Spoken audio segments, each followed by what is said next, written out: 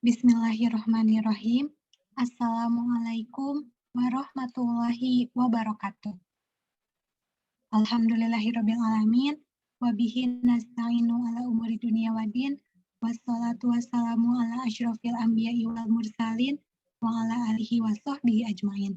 Amma ba'du. Pertama-tama, marilah kita senantiasa panjatkan puja dan puji syukur kehadirat Allah Subhanahu wa Ta'ala, yang mana dengan rahmat, karunia, serta kasih sayangnya lah kita dapat melaksanakan tugas statistika ini dengan sebaik-baiknya. Tidak lupa, sholawat beserta salam semoga tetap tercurah limpahkan kepada junjungan kita semua, Nabi besar Muhammad Sallallahu Alaihi Wasallam. Juga kepada para keluarganya, para sahabatnya, tabi'in, muslimin, hingga kepada kita semua selaku umatnya. Pertama-tama, saya ingin mengucapkan terima kasih kepada Ibu Riri Aisyah MPD selaku dosen pengampu mata kuliah statistika yang telah memberikan kesempatan kepada kami untuk menyelesaikan tugas ini dengan sebaik-baiknya.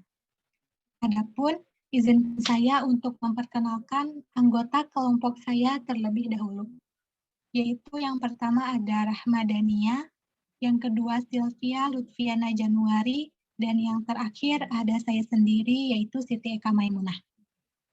Adapun pada video presentasi kali ini, kelompok 10 akan mempresentasikan hasil diskusi dari kelompok kami, yaitu dengan materi pengujian hipotesis. Adapun pemaparan yang pertama akan disampaikan oleh rekan saya, yaitu Sylvia. Kepadanya saya persilahkan. Baik, terima kasih Eka. Di sini saya akan menjelaskan yang pertama, yaitu ada pengertian pengujian hipotesis. Hipotesis berasal dari bahasa Yunani, yaitu hupo, berarti lemah atau kurang atau di bawah, dan tesis berarti teori, proposi atau pernyataan yang disajikan sebagai bukti. Sehingga hipotesis dapat diartikan sebagai pernyataan yang masih lemah kebenarannya dan perlu dibuktikan atau dugaan yang sifatnya masih sementara. Selanjutnya di sini ada pengujian hipotesis. Hipotesis statistik adalah pernyataan atau dugaan mengenai keadaan populasi yang sifatnya masih sementara atau lemah kebenarannya.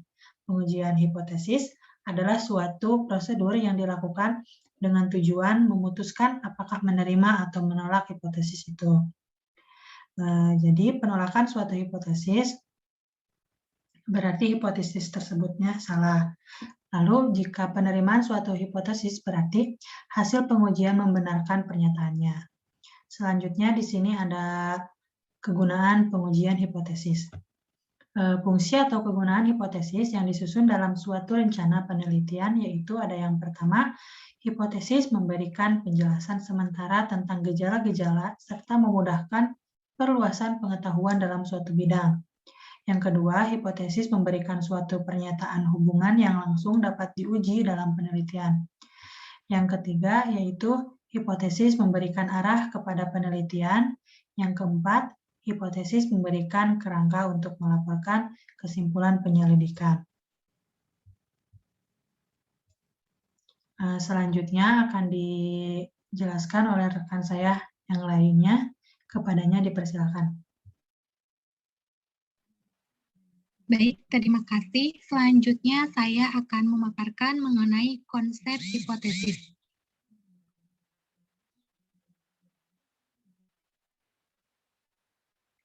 Adapun konsep hipotesis yaitu hipotesis penelitian, yaitu hipotesis yang dirumuskan untuk menjawab permasalahan dengan menggunakan teori-teori yang relevan dengan masalah penelitian dan belum berdasarkan fakta serta dukungan data yang nyata di lapangan. Adapun konsep hipotesis ini terbagi menjadi dua. Yang pertama yaitu hipotesis nol atau H0, di mana hipotesis nol ini harus menyatakan dengan pasti nilai parameter. H0 harus dituliskan dalam bentuk persamaan. Adapun konsep hipotesis yang kedua yaitu hipotesis alternatif atau HA, atau biasa ditulis juga dengan H1. Nah, hipotesis alternatif dapat memiliki beberapa kemungkinan, di mana H1 ini harus ditulis dalam bentuk pertidaksamaan. Selanjutnya, yaitu mengenai prosedur pengujian hipotesis.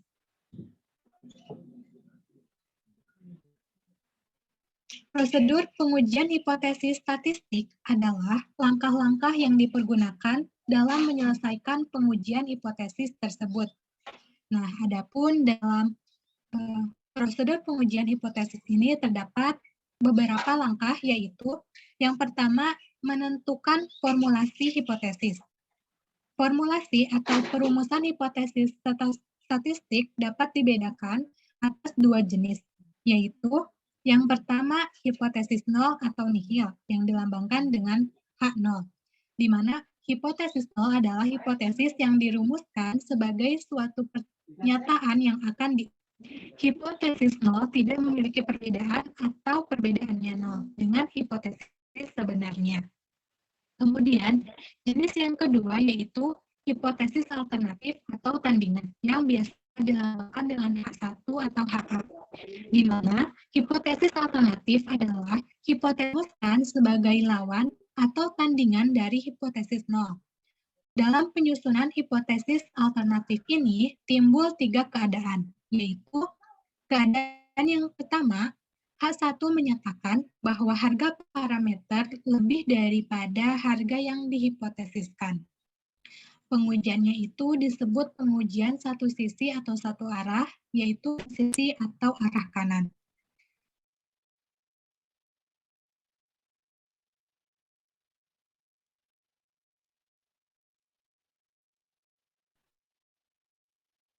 Adapun keadaan yang kedua yaitu H1 menyatakan bahwa harga parameter lebih kecil daripada harga yang dihipotesiskan. Pengujian itu disebut dengan pengujian satu sisi atau satu arah, yaitu pengujian sisi kiri atau arah kiri. Kemudian keadaan yang ketiga yaitu H1 menyatakan bahwa harga parameter tidak sama dengan harga yang dihipotesiskan. Pengujian itu disebut pengujian dua sisi atau dua arah, yaitu pengujian sisi atau arah kiri dan kanan secara sekaligus. Adapun secara umum, formulasi hipotesis dapat dirumuskan sebagaimana yang tertera dalam PPT. Baik, selanjutnya. Untuk langkah selanjutnya yaitu menentukan taraf nyata atau sigma. Taraf nyata adalah besarnya batas toleransi dalam menerima kesalahan hasil hipotesis terhadap nilai parameter populasinya. Semakin tinggi taraf nyata yang digunakan, semakin tinggi pula penolakan hipotesis nol atau hipotesis yang diuji. Padahal hipotesis nol benar. Besaran yang sering digunakan untuk menentukan taraf nyata dinyatakan dalam persen, yaitu 1% atau 0,01%, 5% atau 0,05%, 10% atau 0,1 sehingga. Secara umum, taraf nyata ditulis sebagai sigma 0,01, sigma 0,05, dan sigma 0,1. Selanjutnya, untuk langkah yang selanjutnya yaitu menentukan kriteria pengujian. Kriteria pengujian adalah bentuk pembuatan keputusan dalam menerima atau menolak hipotesis nol atau H0 dengan cara membandingkan nilai sigma tabel distribusinya atau nilai kritis dengan nilai uji statistiknya, sesuai dengan bentuk pengujiannya. Yang dimaksud dengan bentuk pengujian adalah sisi atau arah pengujian. Nah, di mana terdapat dua, yaitu yang pertama, penerimaan H0 terjadi jika nilai uji statistiknya lebih kecil atau lebih besar daripada nilai positif atau negatif tabel dari sigma tabel, atau nilai uji statistik berada di luar nilai kritis. Kemudian yang kedua, Penolakan H0 terjadi jika nilai uji statistiknya lebih besar atau lebih kecil daripada nilai positif atau negatif dari sigma tabel. Atau bisa dikatakan nilai uji statistik berada di luar nilai kritis. Adapun dalam bentuk gambar, kriteria pengujian itu tertera seperti gambar yang ada di dalam PPT. Selanjutnya, untuk langkah keempat yaitu menentukan nilai uji statistik.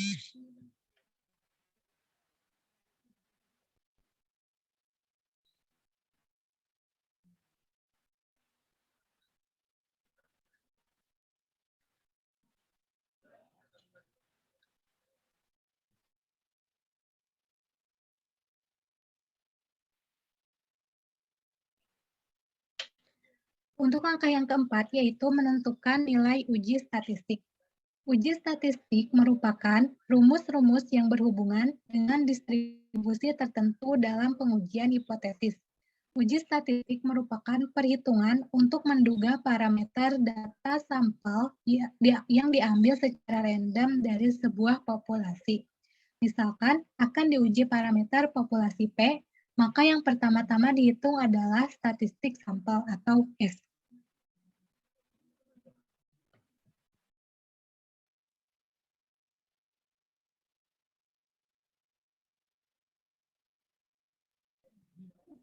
Baik, untuk selanjutnya yaitu langkah yang kelima atau langkah terakhir, yang mana yaitu membuat kesimpulan. Pembuatan kesimpulan merupakan penetapan keputusan dalam hal menerima atau penolakan hipotesis nol yang sesuai dengan kriteria pengujiannya. Pembuatan kesimpulan dilakukan setelah membandingkan nilai uji statistik dengan nilai sigma tabel atau nilai kritis. Nah, terdapat dua kesimpulan,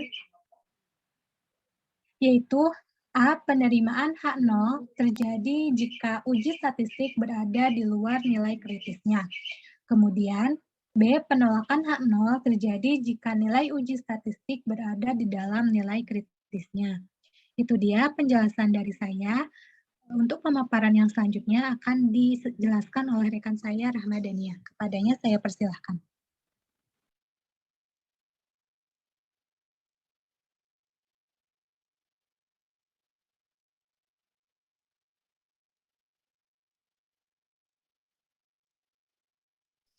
Baik, untuk selanjutnya yaitu jenis pengujian hipotesis. Boleh di next.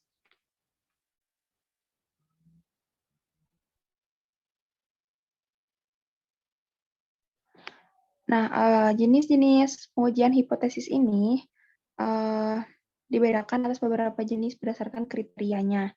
Nah, untuk kriteria parameternya, yang pertama itu ada pengujian hipotesis tentang rata-rata. Nah, pengujian hipotesis tentang rata-rata adalah pengujian hipotesis mengenai rata-rata populasi yang didasarkan atas informasi sampelnya. Contohnya untuk sampel yang besar atau N lebih dari 30, untuk menguji hipotesisnya, uji statistikanya menggunakan distribusi Z. Nah, prosedur pengujian hipotesisnya adalah dengan formula hipotesis, lalu penentuan nilai alfa atau taraf nyata dan nilai Z tabel Z.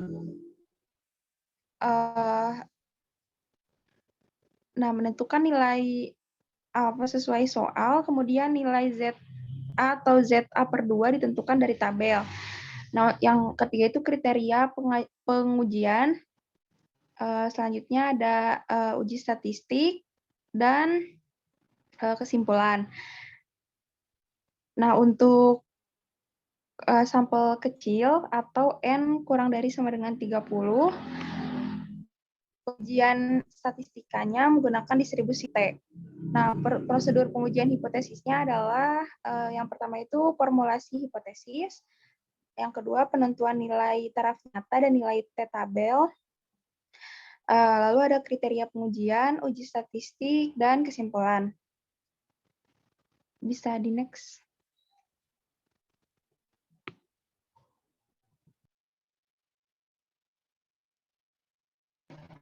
Nah, selanjutnya untuk teknik pengujian hipotesis.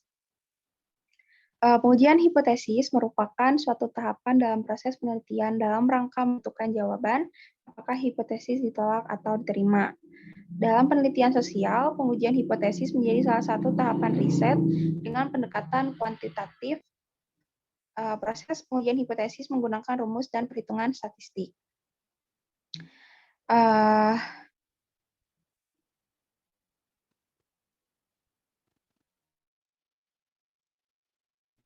Dalam penelitian statistik, uji hipotesis terbagi menjadi dua. Ada uji parametrik dilakukan apabila distribusi data atau parameter populasi tersebar secara tidak normal. Dan non-parametrik dilakukan tanpa dipengaruhi oleh sebaran distribusi data, apakah normal atau tidak. Next.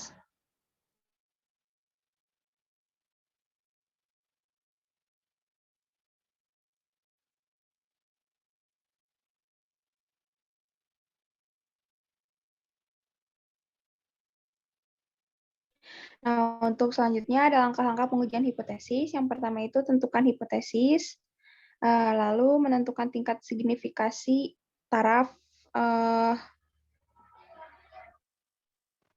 nyata, lalu statistik uji, daerah kritik, H0 diterima bila dan H0 ditolak bila, lalu keputusan H0 diterima atau ditolak, dan yang terakhir itu kesimpulan.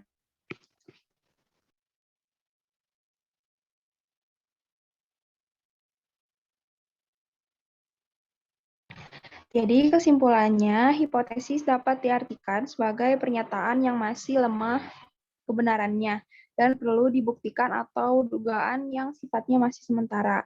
Nah, pengujian hipotesis adalah suatu prosedur yang dilakukan dengan tujuan memutuskan apakah menerima atau menolak hipotesis itu. Nah, sekian yang dapat saya sampaikan. Saya kembalikan ke moderator. Baik, terima kasih. Itu dia penjelasan dari kelompok 10 mengenai pengujian hipotesis. Semoga apa yang telah kami sampaikan dapat membantu teman-teman semua dalam memahami pengujian hipotesis itu sendiri. Dan mohon maaf atas segala kekurangannya. Kami pamit. Wabillahi taufiq wal hidayah. Wassalamualaikum warahmatullahi wabarakatuh. Terima kasih.